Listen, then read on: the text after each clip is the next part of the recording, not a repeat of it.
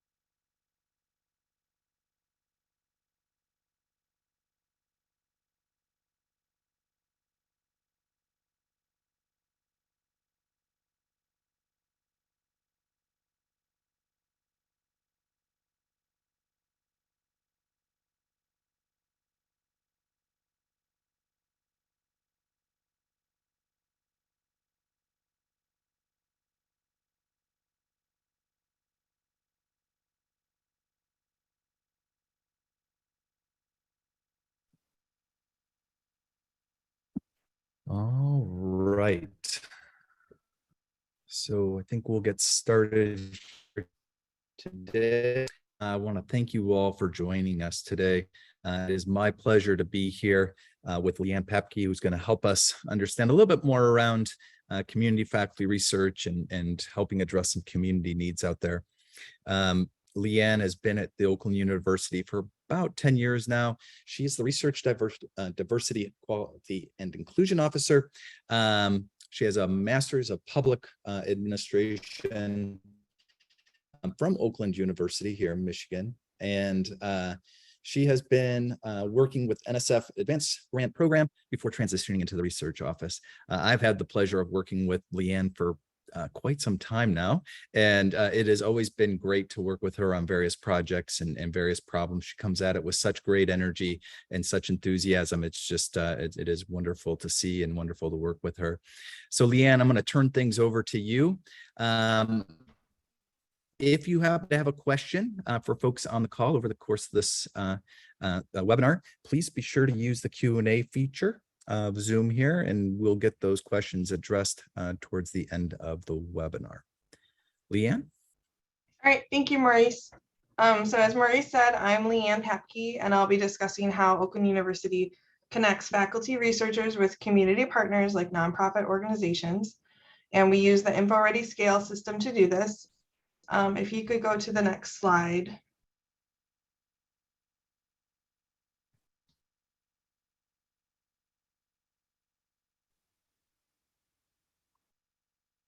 So do you have my slides as well? Are they later in the deck? Awesome. Let's get there. Sorry about that. That's okay. Yeah, there we go. All right, so you can go to the next slide. So our featured researcher here is Jennifer Lucarelli, who's a professor in our School of Health Sciences, and she does a lot of outreach with health-related programs with community partners. And so she is someone that kind of inspired us to figure out a way to connect more professors with community partners. So my boss is David Stone. He's the vice president for research at Oakland University, and he had created a similar program at a different institution working with InfoReady to match researchers with community partners. And as we talked with faculty at OU, we realized that they would like the same thing. So we wanted to create this matching program. And our overarching goal is to connect OU with the community, and our project Oakland Counts helps us to be able to do that. So OU has strategic goals that include community engagement and research, and this program helps us connect those goals. So we work a lot in the research office with faculty who work on grants, and we became aware of their interest in working with the community, but that they didn't really know how to connect with community partners to do research projects. We have a community engagement office that helps make connections, but that office tends to work with student engagement and teaching programs and isn't necessarily focused on research. So we wanted to figure out a way to fill the gap and have research be part of the conversation with the community as well. We also don't have a central website listing professors or their research interests. We have departments that have specific profiles for professors who are in that department, but it's a little hard to navigate through our academic website. So using InfoReady gave us a really easy platform to show off the professors and to also have the community partners feature their details in a way that was really easy for people to find and navigate. You can go to the next slide. So we use the InfoReady scale system, which features profile tiles. And this is what you would see if you go to the Oakland Counts website as the starting point. Our vision for this is, if you think of like a dating website, there will be profiles for professors and profiles for nonprofits that people could search and find the areas of interest they were looking for, and then start to talk with each other so that they could see if they could do a collaborative research project, such as a survey, and a report, or an assessment. You can see the tiles featured here include our about tile, which is just the basic information about the program and how to get in touch. Then there's links to both the pages with the faculty members and the pages with the community organizations. I've been using InfoReady. We started this around 2018, working on piloting the program and then swiveling it through the COVID years. But it was really easy to work with the staff at InfoReady. It was really easy to edit anything we needed on the website. And we also liked that this system has the ability for search and filter features, which can help users better find the information that they're looking for. For myself, to get the word out about Oakland Counts, I conducted focus groups and interviews with professors and nonprofits in the area. We also had an event where we had invited nonprofits to the university. So it was a networking event, but I got a couple minutes at that event to connect with the community partners and tell them about the program and get ideas about what they were interested in seeing on a program like this.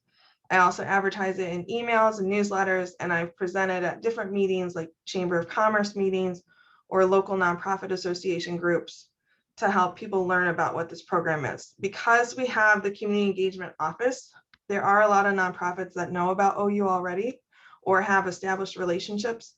But this also helped me to connect with the partners that we do know and connect with new partners, because research was a unique thing that wasn't really discussed as much with the community engagement office.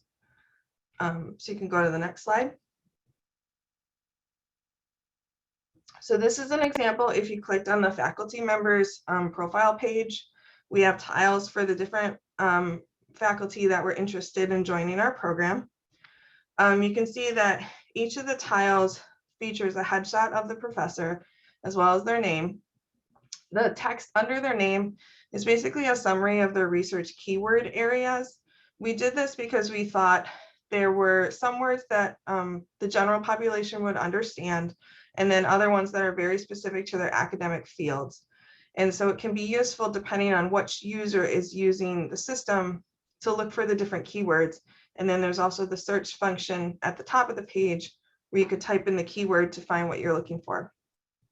You can see that we have 3 different sections of information on each tile: what I do, who I work with, and what I offer. So what I do is a little bit more about the research that the professor does, but sort of the actions or the skills or the tasks that they do for their research. So the type of analysis they do, or reporting, software that they work with, and so on. Who I work with is typically the audience that the professor works with. And some professors were very specific about who they typically work with for their research projects. Other ones had more broader participants so that they connect with lots of different types of community partners. A great part of the discussions I had with professors was that they could think really creatively about ways to work with the community. And so they were willing to kind of explore options and audiences that might not be typical for their specific field that they're working in. And then on the bottom of the tiles is what I offer, which is the resources or the manpower, so to speak, or the software or other things like that that the professor can offer a nonprofit who's looking to work with them. So if you use the search function at the top of the page, you could type in the word survey, and then if you go to the next slide,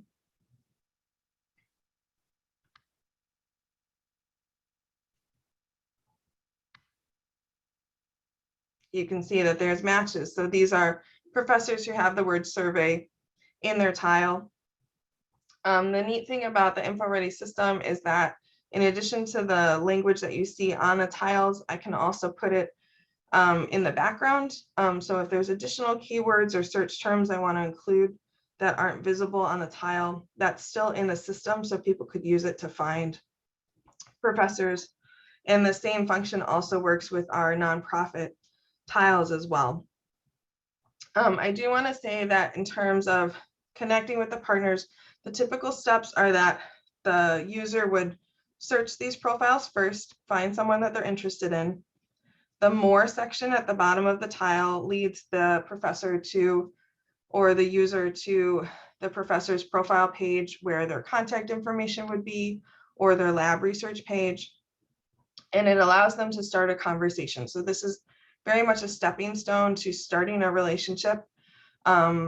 It's not meant to do more than just allow users to have a really easy way to find information. Because I've been involved in coordinating the program, I'm often there step by step so that I can work with the professors or the nonprofits to connect them, walk them through kind of the general expectations for what a collaborative research project would be. But a lot of the discussion, once the professor and nonprofit are connected, is related to their own specific work and is within the terms that the nonprofit and the professor determine themselves. And there's no expectations that if the match isn't working out well, that anyone has to continue with the project or anything like that. We want it to be a good relationship building tool that we have for the community. You can go to the next slide.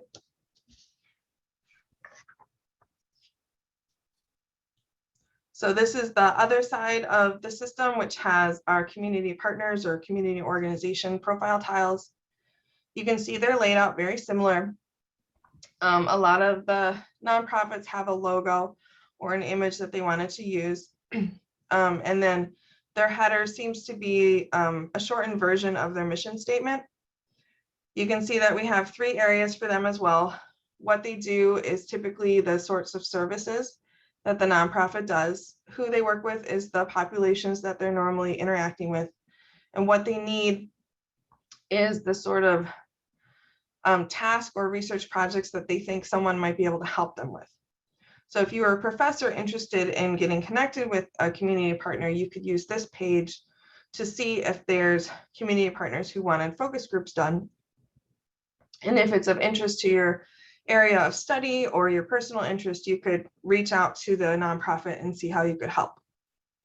Again, in the more section, that typically leads to the nonprofit's website, or if they don't have a website, the InfoReady system has the ability to create a single web page for each of the tiles. So we can add more information there.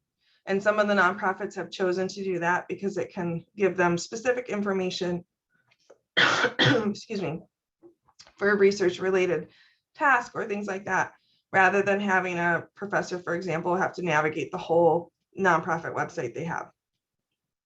You can go to the next slide. So these are 2 success stories that I can share today. Tomoko is a professor from our School of Education, and she was connected with Care House, which is a children's advocacy center that provides services for victims of child abuse. And we actually connected with Care House because they emailed our research office to see if there was anyone interested in doing a community needs assessment. But they didn't actually know about the Oakland Counts program. And so I was able to talk with the staff member from Care House to see what they needed, and then showed them the Oakland Counts website. And based off the searches and discussion we had, Tomoko was a good match, and she was available and willing to do the project. This connection was made early in 2020, and during the summer of 2020, Tomoko and her students did the community needs assessment survey for Care House, and then provided a really good report to both Care House as well as our office, so we could see how the project went. The results helped the organization learn about the community's training history and experiences, and then help understand the gaps and needs in current education and program offerings in their area. So Care House was able to use the results to develop new programs that best fit what the community needed. Greg is a professor in our business school, and I was presenting to a group of nonprofits in early 2021, and our local library said that they needed some help with a membership survey. Greg works in the marketing department of our business school, and after I spoke with the library director, I reached out to him using the Oakland Counts system. And so he helped them review their survey and make sure that it was going to collect the information that they wanted from their members. Most of the follow-up I do is via email with the partners or the professors themselves. And some of the connections have come from just discussions I've had one-on-one, or on the opposite side, if we're not talking to the nonprofit first, we know a professor is looking for a partner for a program that they want to do or a proposal that they're working on. This is a good system for us to help them find some options for people to collaborate with. And our overall goal to increase the success of the system is to just keep adding more partners and more faculty members, and continue to bring research into the community where we are. So the next slide is just my contact information. And I'm happy to answer questions or see what Maurice has to say. Thank you, Leanne. We do have a few questions here, so I'm going to start to ask you those, and then we'll go from there. So they're curious how the Oakland Counts hub that you presented here works in concert with the website that you all have. Is it a complement to the website? Is it an ancillary sort of thing, or does it actually fully replace your website and anything that you might have with context to what your faculty profiles might be that you have on the website? I would say it's complementary. So the main website we have is oakland.edu, which is the whole school's website, where you could search for the biology department, go to the biology page to find the list of faculty. While we were developing Oakland Counts, our school's website was going through massive changes. So things are more streamlined now and easier to find. But at the time, it was really nice to have the InfoReady system, because it was a separate link we could send that would direct people right to a page where they could access faculty information. And that was just faster and easier than sending them to pages that were 6 deep between going to oakland.edu and then finding the department, finding the type of professor, and finding their page, and so on. And we are able to directly link the InfoReady URL to our school's website. So we just have an information page on oakland.edu that explains the program, and then they can click through to get to the InfoReady site to see the different profiles. Very, very good. One of the things I would say Also, just as as InfoReady being an outsider that interacts with a lot of institutions and a lot of our peers out there, trying to navigate institutional websites can be somewhat overwhelming because there's a significant amount of content out there. And what we've found is that the model that Leanne has discussed here, and the ability for community partners to come in and focus in on exactly what they're trying to learn and obtain, can really help focus in and lead to results versus them trying to find the faculty that want to care or want to participate in this sort of program and sort of get kicked around a little bit. That can lead to some bad interactions with institutions. And so that's the other aspect of it. The other point I think would be valuable to bring up is the fact that, and you highlighted a little bit here, Leanne, is where a lot of times what folks will do is they'll create tiles out there for specific content throughout their website that the community partners may find valuable. And so in that scenario, it's very pointed and directional into it, and kind of cuts down the noise, so they don't need to filter through it and find exactly what's relevant. So it allows for the institution and Oakland Counts to create a very tailored experience for those community partners. Yeah, I would say related to that, one of the longest discussions we had with our focus groups and our interviews was figuring out the actual language to put on tiles that would make sense to both academic and non-academic audiences. And in terms of talking to community partners, we didn't want to say anything that sounded like, oh, you wouldn't understand because you're not a professor. But we also needed professors to learn to frame their research in general terms so that someone who's not at the university could sort of understand what they're doing or know what to ask for. And so that was something that the InfoReady staff was also helpful with us figuring out what language made sense, because you do work with so many university partners. But then we were able to kind of find a good balance between the academic terminology that makes sense, but then also some of the more standard search terms or things like that that any general user would be likely to use as they're looking at the system. That is a great point. All right, so the next question is around success, and the audience is curious as to how Oakland tracks the success of the connections, and who gets connected and what sort of results come from that, and any sort of mechanisms that you have, whether it's through InfoReady or manually or through some other system to collect that and create that sort of that volume of all the great things that come from this program. So primarily we do it manually, with me being the person that follows up with partners that I know have matched. And since we've had a few matches so far over the past few years, I've worked with most of them for most of the steps. So I've been able to talk with both parties, the faculty and the community organization.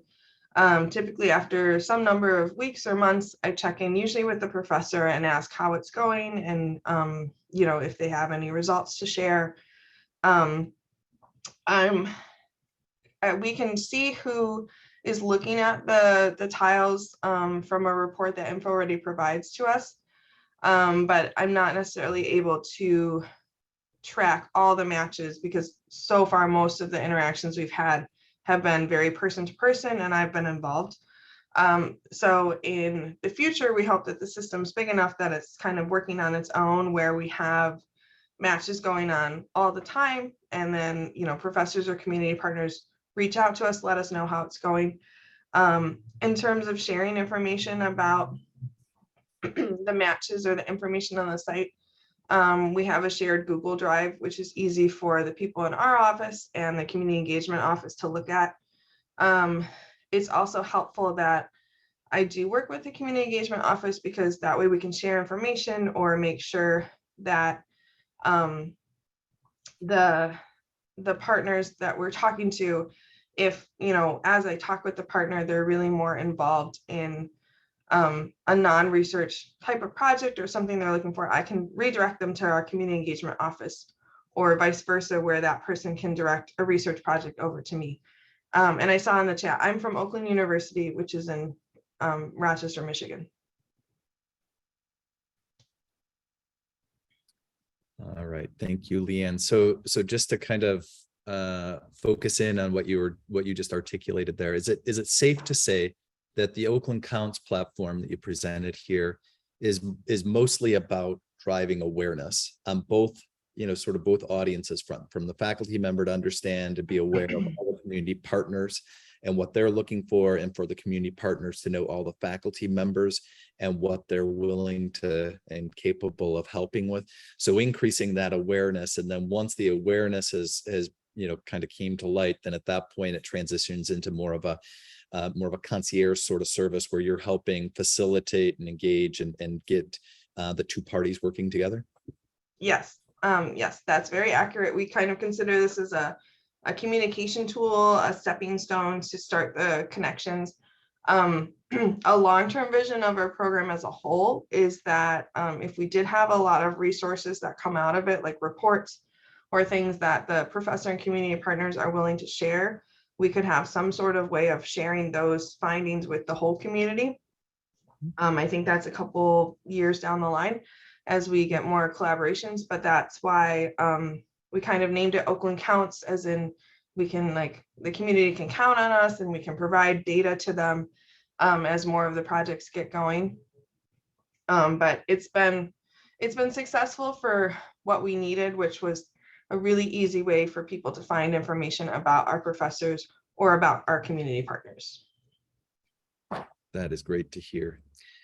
All right, so the next question is around the profiles and getting the faculty to actually provide the insights that should be attributed on their profiles, and what sort of challenges you faced getting that information out there and maintaining that information, and any sort of insights you have that might be to help motivate faculty to keep those profiles current.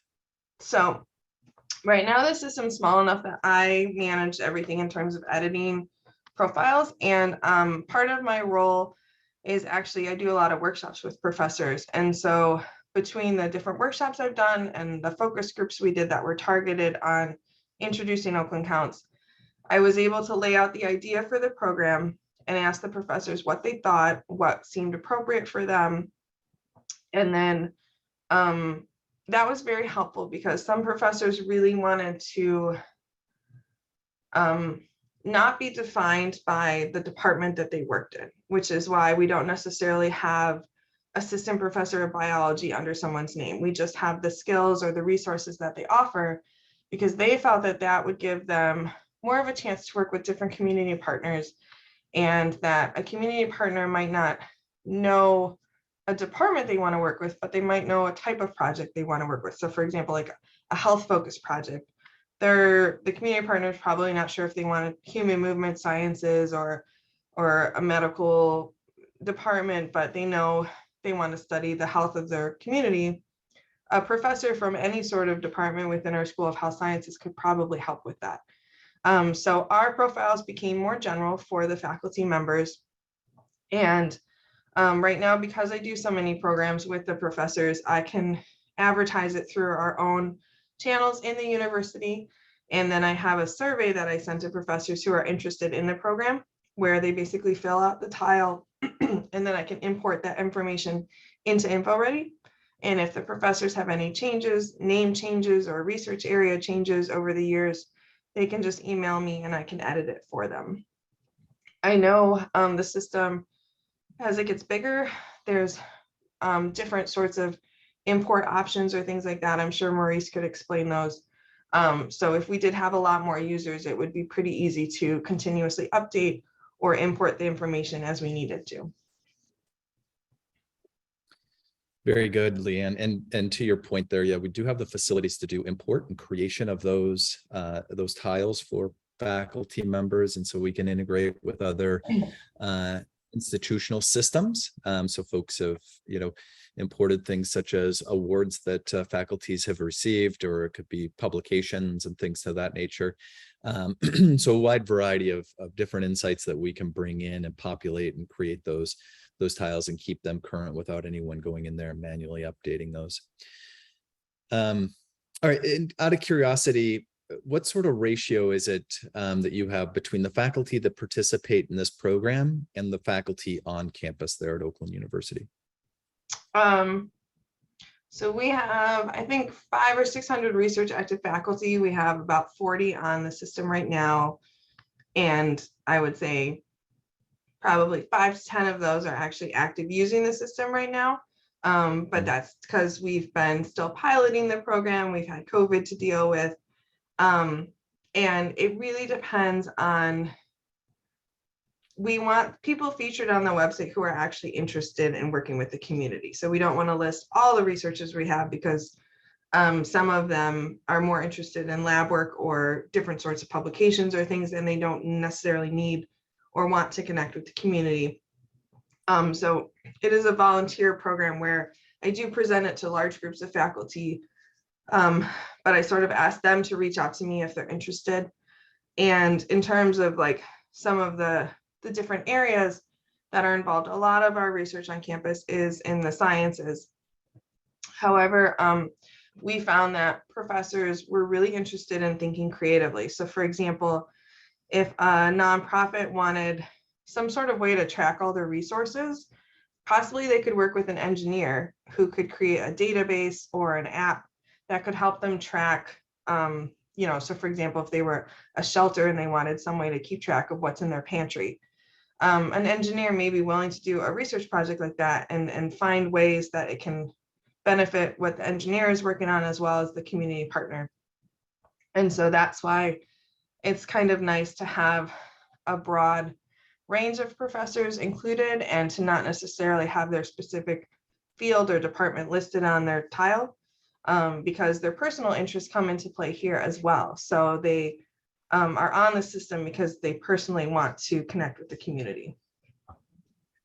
Very, very good. And can you share your insights with respect to recruiting and sort of engaging community partners with respect to really motivating them? And I think the thing that I'm most curious about is providing that value to the community partner and sort of moving, at the rate of speed that they move versus sometimes the rate of speed as an institution. Right. So that's a very good question. So in our discussions with nonprofits, we really found that they use the word relationship and trust a lot. So we had to frame this in a way of saying this is a way to start a relationship with the university or with the professor, and that we wanted them to spend time with the professor and discuss what they need.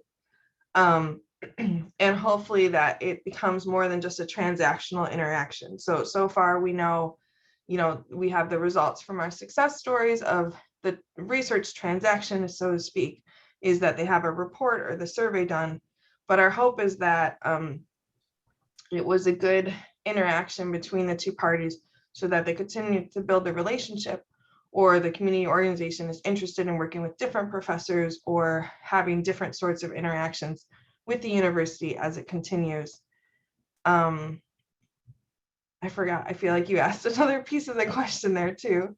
I think the piece that's missing is the speed that Okay, yeah, organizations move versus institutions. absolutely. So the speed. So we were fortunate with our success stories that despite that they happened during the pandemic years, the professors were able to make time for the projects. I do try to make sure that prior to signing up for Oakland Counts, the professor understands kind of that we have to figure out the balance of time with their semester, their teaching load, service load, and so on, and what the community needs. We've been fortunate that the projects we've had so far have had a number of months before they were due. And I've been able to talk with the nonprofit about timing. And because the professors involved in the program are, they volunteered to do this, they do understand that the expectation is that they work as best as possible to find the good balance between what their schedule is and what the nonprofit is. I imagine if we did have a scenario where the timing wasn't working out, we would do what we could with either other resources or other relationships that we have. Our community engagement office may be able to step in.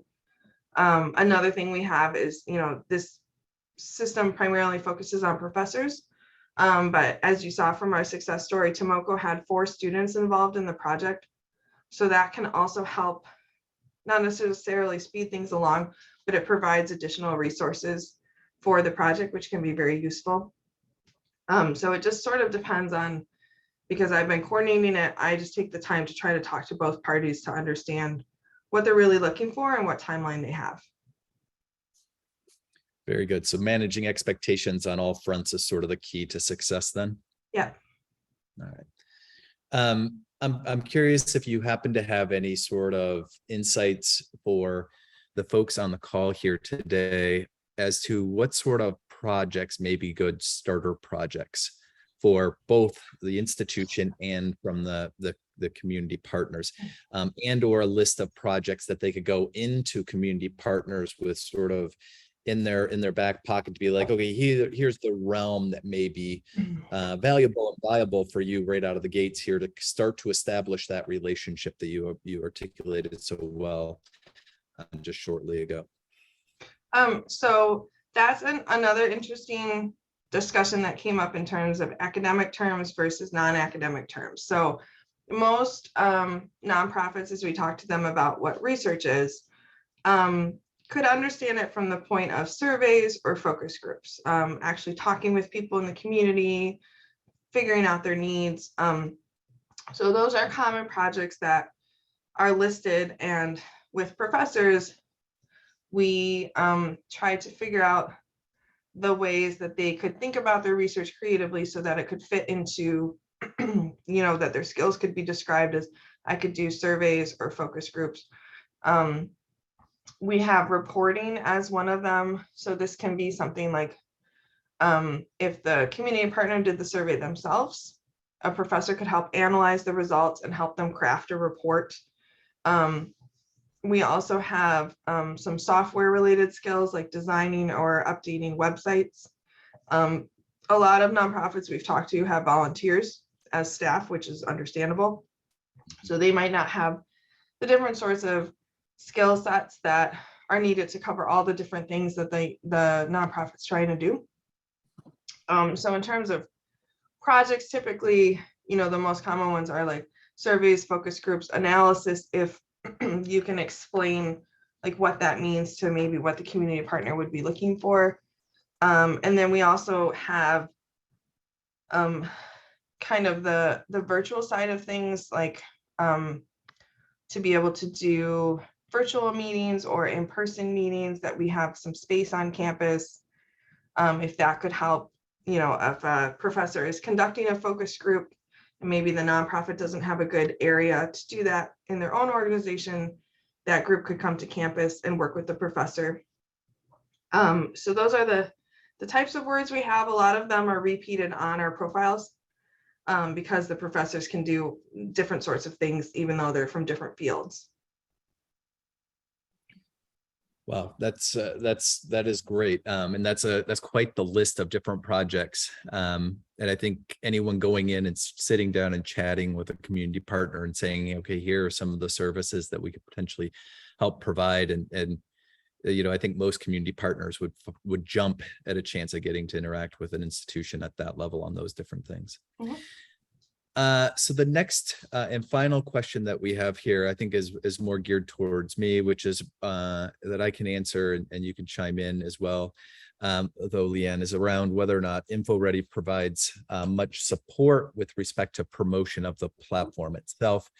And so we don't typically provide a lot of support, candidly. What we do provide, though, is the opportunity to work with some of the partners that you're trying to recruit and some of your community partners to understand what they're looking for. And so in that scenario, we can help articulate and help drive how your engagement hub may be structured, what kind of content to put out there, how to organize that content, how to what language to use, as Leanne discussed earlier on, about sort of the discrepancy between what's used on campus versus what's used in industry, and things to that nature to really help sort of bridge the gap between the two. And we're more than happy to work through that and sit through some focus groups and lead focus groups to ensure that every audience member that's coming into your engagement hub gets exactly what they're looking for. And those, and the other thing we oftentimes do is we'll sit down with the analytics that come from the platform and can provide you insights as to how users are actually interacting with the site, what's driving traffic, what isn't, what folks are looking at, what they're not looking at, and provide guidance and recommendations based on how other institutions are using the engagement hub and where they're seeing traction and where they're not. So those are usually the services we provide with context to this.